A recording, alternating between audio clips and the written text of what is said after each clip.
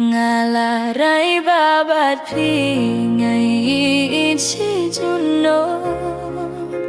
Lahayin jarjing sukne hakakia kasho Namari ba kordorta hajing gimjuna Day mapiban ngay dolang hashitom hashipa Ko bait pi day mapi hajing im ka jonga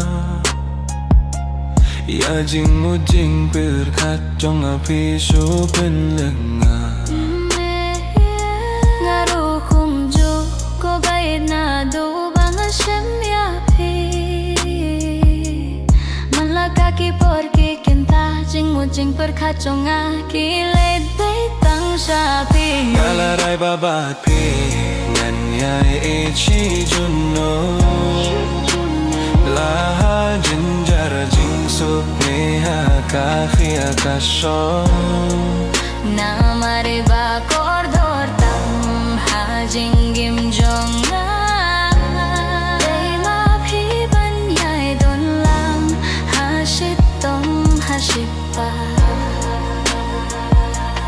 Tang hafi ko bait mintang adem kamom Lahajin jarne lahakaki akashon matpinganay don si juno Ngarukin ko bait na duminta happy ngadam kamo Lahajin jarne shitom margut bat pini ayatin bro Ngalaray babat pinganyay si juno Lahajin jarjing sukne hakaki akasho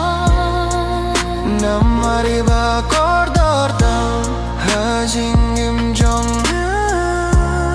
Day maphi banyay don lang hashitom hashipa Nadod man takas ni arngut ay nginlong kawe